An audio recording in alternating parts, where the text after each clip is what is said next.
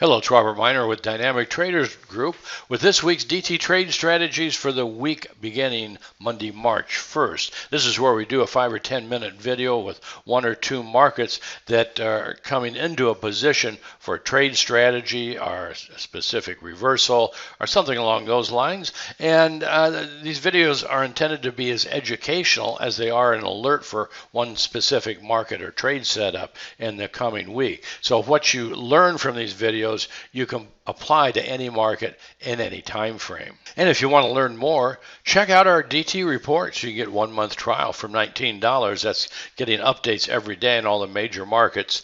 And also my book, High Probability Trading Strategies. It's a fantastic educational resource for you at a very modest cost. So before we get going, I just want to let you know that everything I teach you here has a practical real-world trading basis.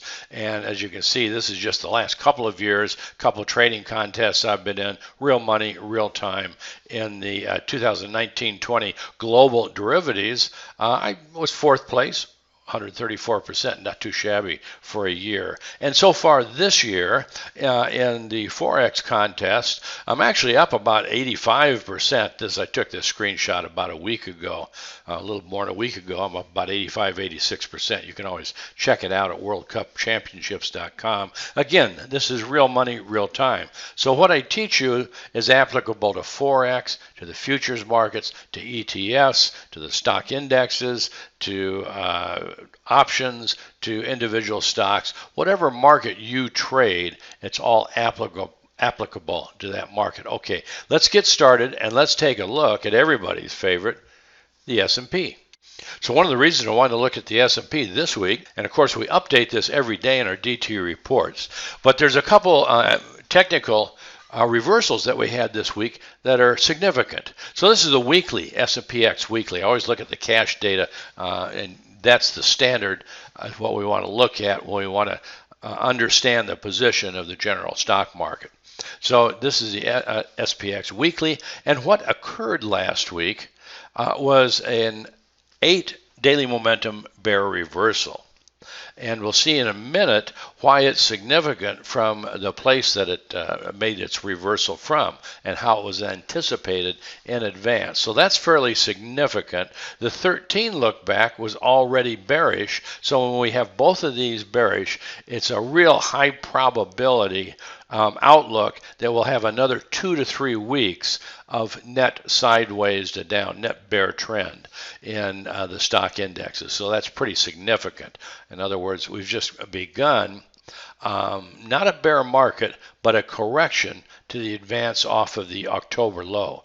Let's take a look at the daily. Here's our daily data. Again, it's right up through Friday. And what's significant with the daily data is we also made a bear reversal in the daily 8 look back, and that's fairly significant because now we have both the 8 daily and the 8 and 13 weeklies are bearish. So it's confirming that we've completed a weekly high, and we completed it.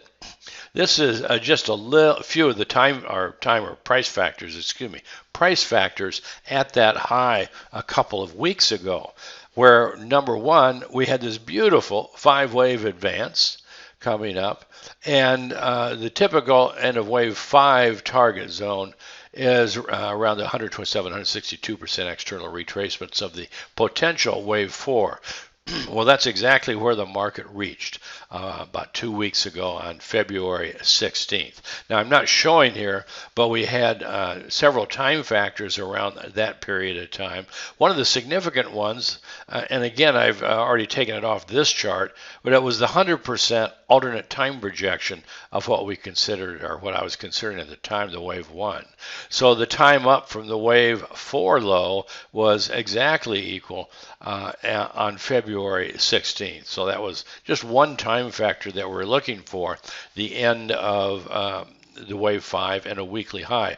Also, this wave 5 broke down almost perfectly into 5 ways also. So if you're interested in Elliott wave, this is how you can use it to help you understand if a market's in a position to make a reversal. If the pattern's there of at least 2 degrees, if you're at a end of wave price target zone and you have at least a couple significant time factors, and then the final piece of evidence you need then is for the daily momentums, ideally to make a dual look back bear reversal, which they did.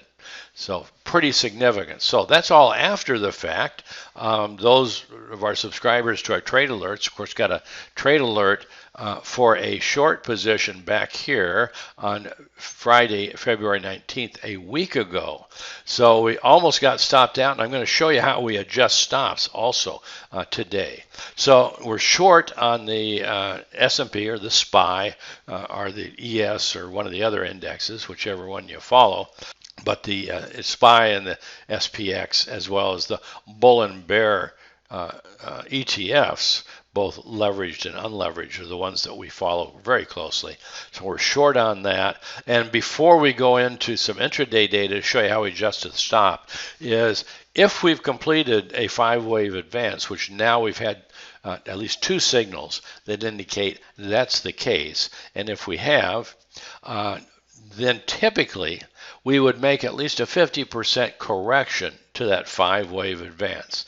That's the case in about all instances, other than if we were making a wave 4 correction, which is usually the minimum we look at is 38.2%. This is probably not a wave 4.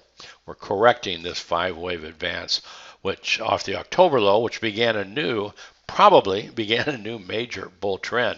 And I did a 3-part big picture report just in the last about 3 weeks for our subscribers. So very comprehensive to show both the technical, the fundamental, and probable position of the stock indexes. So, if you want to check out our trial for the next month or check out our reports, if you already had a trial, you only get it. It's only available to you one time, but just to get a hold of that report should be worth a subscription to our report. So anyway, more than likely, we're just making a correction to the advance from the October low. That's the beginning of the new count. And if that's the case, again, we usually reach about 50% retracement or so, around 35.92, and typically that correction to a 5-wave advance would last at about a 38% time retracement or more. So more likely the minimum is about 38% time retracement. So these are not necessarily targets, but they're really a high probability time and price relationships that are typically the minimum expectation once we've completed 5 waves. So we follow that up as the market unfolds to see if those are get confirmed or invalidated. Here's the 60-minute data on the SPX. We got short. I think it was on it was the 19th. That's this day. And of course, then we had a strong decline. They were coming up kind of strongly, and I recommended adjusting stops 1 tick above this little swing high that was on actually on the 19th. So the capital exposure was very minimal. We went short on the close of the 19th, and then 2 days later we were able to adjust the stop just above the high of that day. Very, very small capital exposure. Well, what ended up happening over the next couple of days, one of the reasons, by the way, above that little swing high was following this day's low, is I had the 78.6% retracement around 39.19. That's usually the maximum correction if the market's bearish. So we anticipated it was bearish because of all the time, price, and pattern into the wave 5 of 5 high on the 16th. So I put the stop as just a few points above the 78.6% retracement, the little swing high. What's the theory behind the stops? The theory behind the stop is that you put your stop where the market should not go if the trend is going to continue. So we were at we weren't there yet, but the 78.6% retracement is typically the maximum retracement for a correction, and that happened to be just a few points below a little swing high, so I just put the stop above the swing high, and the stop was not elected, and of course as of 3 days later, we're down fairly sharply, and it actually traded to a new low and a new closing low. So again, uh, that was our rationale for the stop placement. We're still long, and the beauty of it now is that we have adjusted the stop to break even to where we entered the market on the close of this day on the 19th. So that's a little bit about trade management and a little bit about what we're looking for in the stock indexes over the next few weeks. We've probably got another two to 3 weeks net sideways to down. Can't tell you that on a daily basis, meaning daily trend basis, around the first or the second, kind of around the first of next week, we're liable to make a daily low followed by at least a 2 to 3 day corrective rally. And that'll get people thinking that we're back, the bull trend is back. More than likely, that will be a correction within the weekly bear trend, and then we'll be net bearish for another couple weeks or so into the second half of March, if not a little bit later into April. So that's what we're looking at for the stock indexes. I hope that helps you not only developing a specific trade plan for the days ahead, but learn a little bit about stock placement. That's it for today. Robert Miner, over and out.